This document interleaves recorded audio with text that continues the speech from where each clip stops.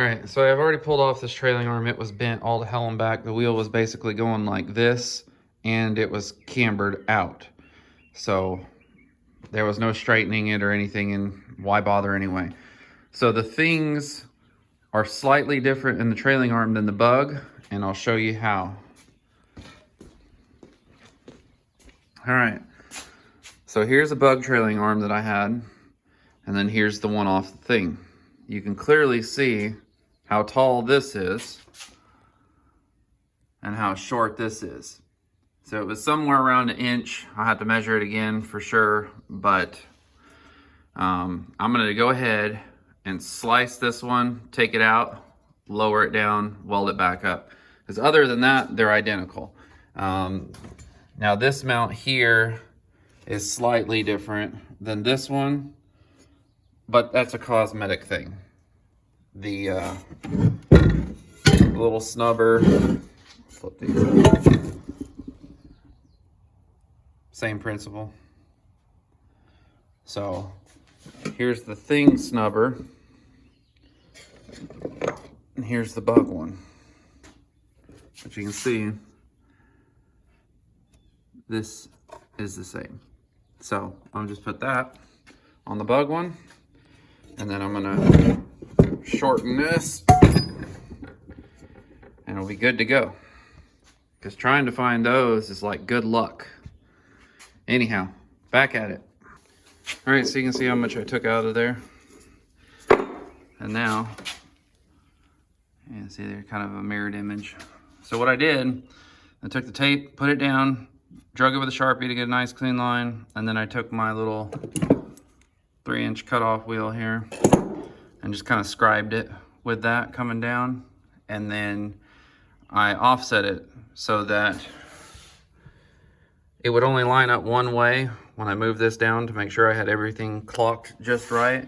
And obviously there's a slight gap here and over here because the Bug one, you know, you can see is shaped a bit different. All right, so now I'm just gonna polish this all up. And another reason I did it with that is because, I mean, it's not gonna hurt it, but at least it's deep enough when I go in here and clean this all back to nice metal so I can burn this all in. I will not lose my marks for my orientation. All right, I'm gonna polish this thing up, burn it in, bring you back. All right, so this is all done, ready to go. I ground it down a little bit, polished it up. Just try to make it look a little nicer. So what I ended up doing is on the sides here, where I had to fill in the gap, just welded it around, stop, kind of fill it, and come back over it. So, but it turned out good. Nothing wrong with that. So I got it all scuffed up, and I'm gonna throw some paint on it. Done. But you can see, same thing now.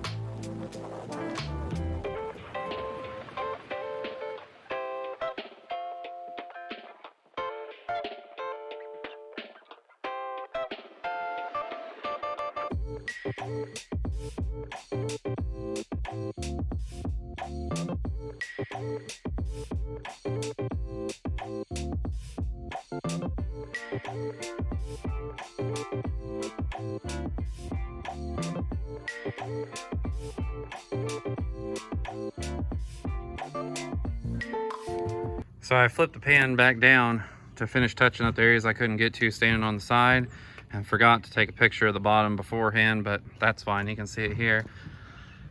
Much better. went ahead and there's already a bunch of undercoating stuff on the beam, so I just blew it all over it. I'm gonna replace all the tie rods and all that, so it doesn't matter, but I think it turned out real nice.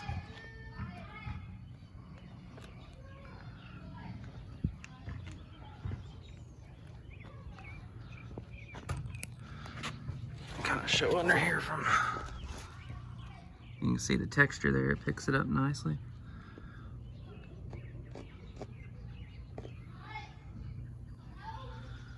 So I did 2 coats of the Raptor epoxy.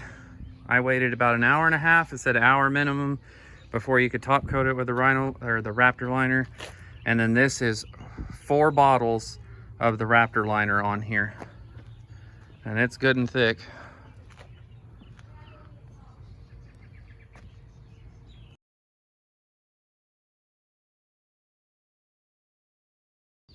All right, so I straightened out the dent here. I got this line pretty straight. This is sticking down below because it's not attached. And then every time I mess with it, it'll pop down again because it's, you know, like I said, it's not attached. So I removed the inner panel here. You can get a good look at how far back, because this was touching this. And now I can get in here and clean all of this mess up. I've also come in here, you can see where this crease was. This was all the way back here. All this was folded in and back. So I pushed it out that far. Still have some to go in here. Come in from the back side and get all this here straightened out. But here's the piece. Wait, where did I put it? Here's the piece that I removed out of there. So I'll have to straighten this all up good, and then I'll weld it back in.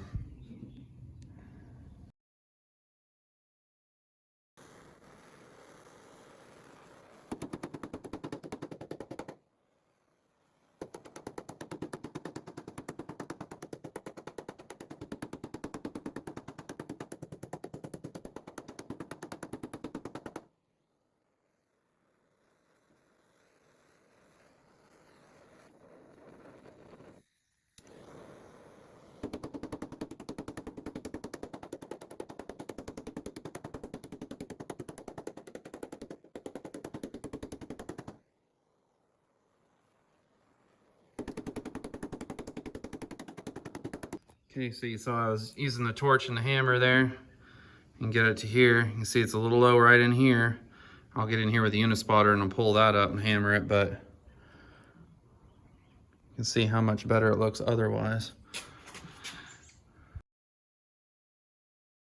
All right, so now it's ready for just a quick skim coat. Doesn't need much. I'm not getting too crazy with it. All this, you can see it's a lot of pitting in here, and you get near that metal, you know, I'm not gonna go making a giant mess. Over here, you can see the little hole here from the Unispotter. Just knocked it right out. I mean, you can see it's pitted up real good. So I'm not getting crazy with it. The guy's not expecting crazy, so we're just doing a quick one on here. You know, I got it pulled out pretty good. Like I said, one little skim coat, done. So we're gonna get this knocked out.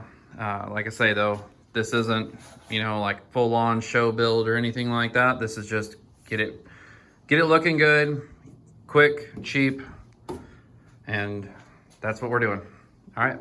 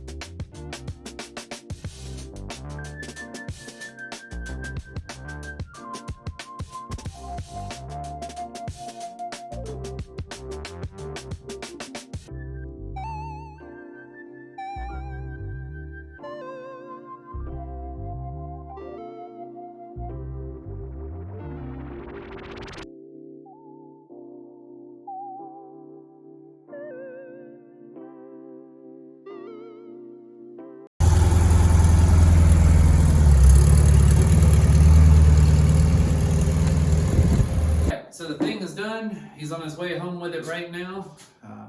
He's definitely happy and glad to have it back.